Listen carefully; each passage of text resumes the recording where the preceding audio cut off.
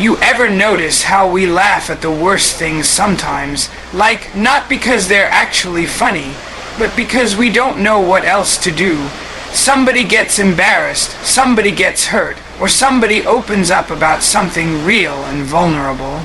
And boom, we crack a joke, we deflect, we laugh it off, but deep down we know that moment wasn't funny, not even close. We've built this reflex, like when things get too heavy, too real, too uncomfortable, we reach for the laugh. Like it's a life jacket. Like if we can just joke about it, maybe we don't have to feel it. Maybe we don't have to deal with it.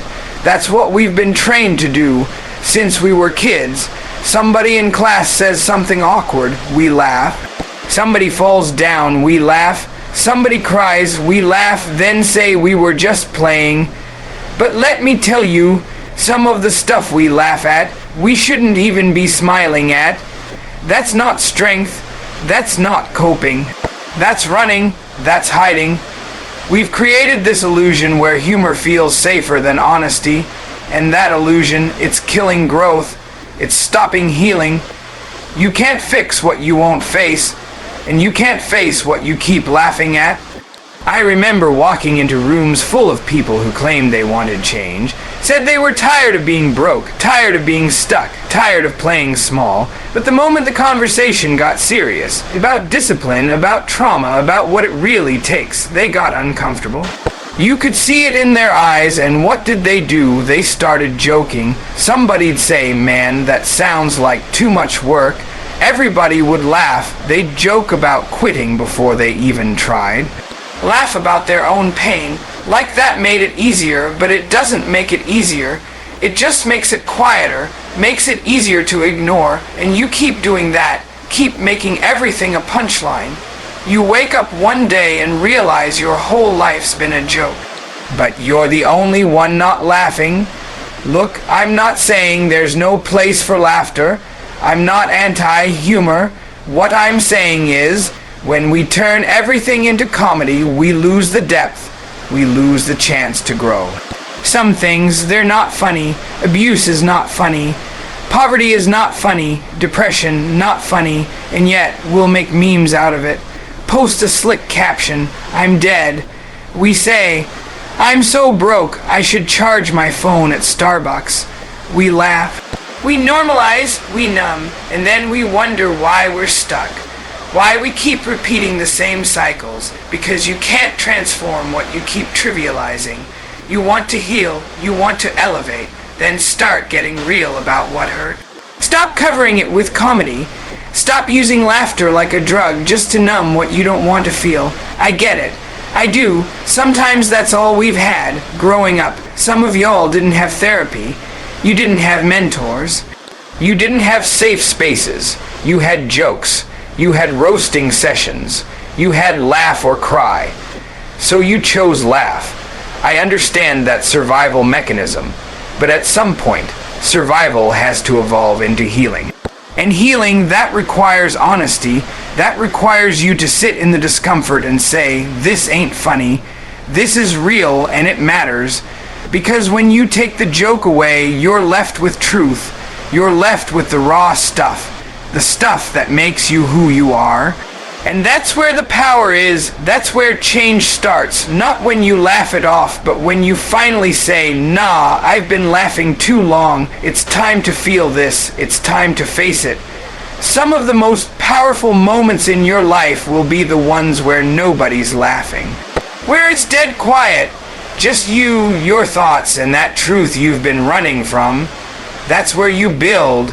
That's where you grow. That's where you find out what you're really made of. So the next time you feel that impulse to joke about your struggle, stop. Ask yourself, what am I avoiding? What needs my attention, not my laughter? Because not everything is meant to be funny. Nothing funny. You ever sit back and think about how much we let slide because it made us laugh? How many things we've normalized because they were wrapped in a joke? See, we live in a culture where comedy gives people permission. Permission to say anything, to mock anything, to disrespect anything. And then when someone speaks up, they get hit with, relax, it's just a joke. Nah, that excuse is played out. It's been used to cover up way too much truth. It's been used to silence people who already carry too much. We gotta talk about it, because what we laugh at, what we choose to laugh at, says something about us. It says what we're willing to tolerate, what we think is okay, and sometimes what we laugh at is straight up destructive. People laugh at poverty, but don't know what it's like to go to sleep hungry. They laugh at addiction, but never had to watch their mom cry herself clean. They laugh at mental illness, but never sat in silence trying to make it through the night without breaking. That's not comedy. That's cruelty wearing a costume, and the problem is, we've made this the standard. You turn on the TV, you scroll through your feed, you go to school, to work. Somebody's always cracking a joke at someone else's expense. And we act like it's okay as long as we're not the target, as long as we're not the one getting laughed at. But let me tell you something. If the joke only works by tearing somebody down, it's not worth it. If someone's humanity has to be sacrificed just so we can get a laugh, then that ain't humor. That's damage disguised as entertainment. It's not even just about individuals. It's whole systems, whole histories. We laugh about things we should be teaching. We joke about people who built this country, who struggled just to survive, whose stories got erased and turned into punchlines. I'm telling you, comedy can be a powerful tool. But if you're not careful, it becomes a weapon. And when it's pointed in the wrong direction, it reinforces everything we claim we're trying to overcome. And don't think it's just about the people telling the jokes. It's the people laughing too. Because when you laugh, you cosign. You validate. You say, yeah, this is okay. Even if you didn't mean it that way, even if you felt a little off about it. The moment you let it pass, you're a part of it. And I know, it's hard. Nobody wants to be the one to kill the vibe. Nobody wants to speak up in the middle of a room full of people laughing and say, yo, that's not cool. But that's silence, that's agreement. And we gotta be bold enough to disrupt that cycle. I've been in rooms where somebody told a joke that was racist, sexist, or just straight up ignorant. And everybody laughed, and the ones who didn't, they just kept their heads down, didn't want to cause a scene. But I'm telling you, when you're quiet in that moment, you become part of the background noise that lets the joke keep echoing. And we've let those echoes grow so loud that now we don't even flinch. Now we don't even question it. It's just how people talk. It's the culture. But let's be real, it's toxic and it's keeping us stuck. You want change, you want progress, then you have to draw the line. You have to start checking what you laugh at. Because if we keep letting the harmful stuff slide, we're just reinforcing the same patterns. We're just keeping the same wounds open. And I'm not saying we gotta be serious all the time. I'm saying we gotta be conscious. Aware, intentional. I'm saying that if your humor depends on mocking someone's pain, then maybe it's time to grow up. If you need to tear someone down to feel better about yourself, maybe it's time to look in the mirror. Because we don't rise by laughing at each other. We rise by seeing each other, hearing each other, respecting each other. That's where real joy comes from.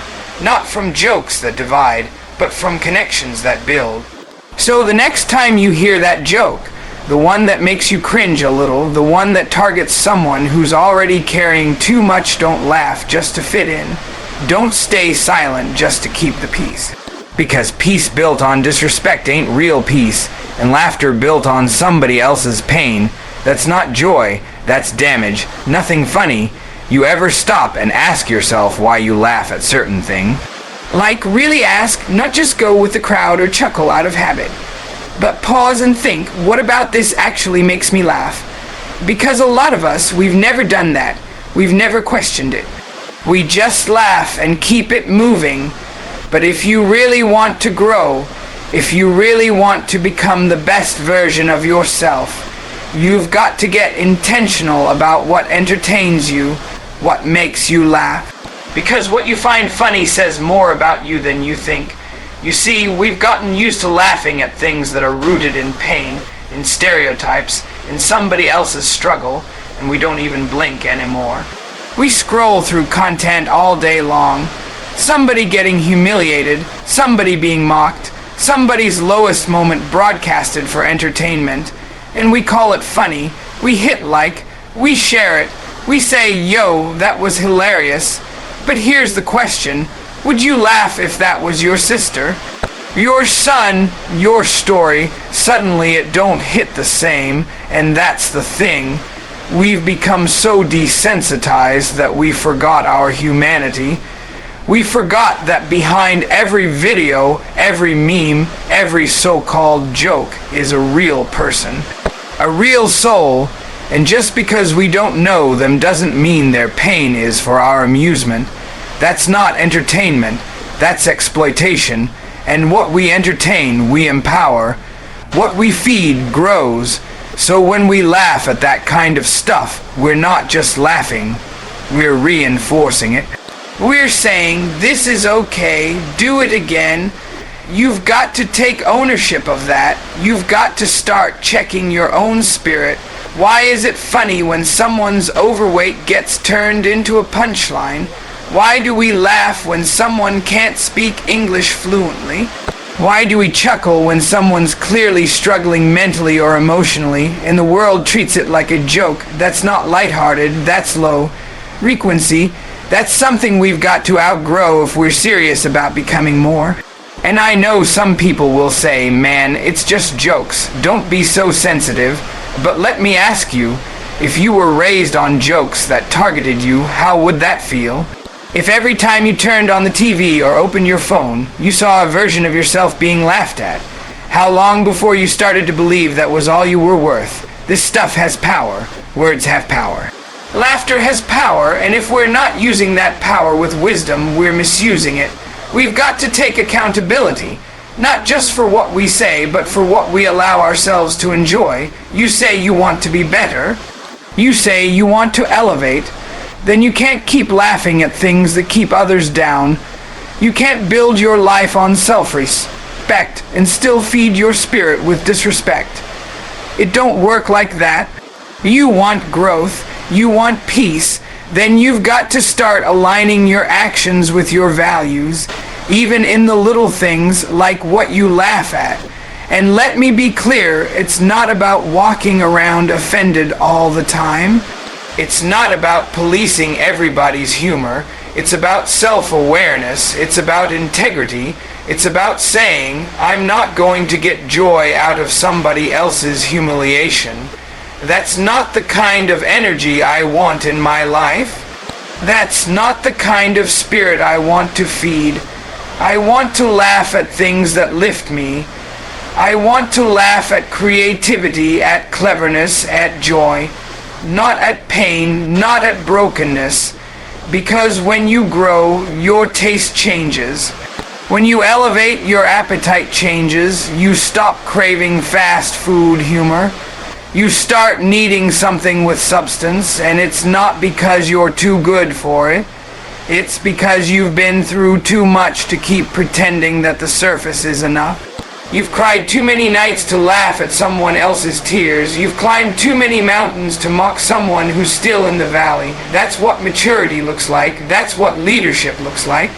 So I challenge you, next time you laugh, take a second.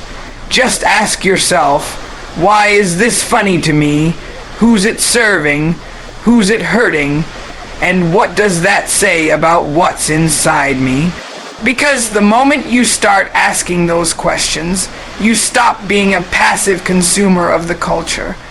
And you start becoming a leader within it, and leaders don't just follow the laugh track.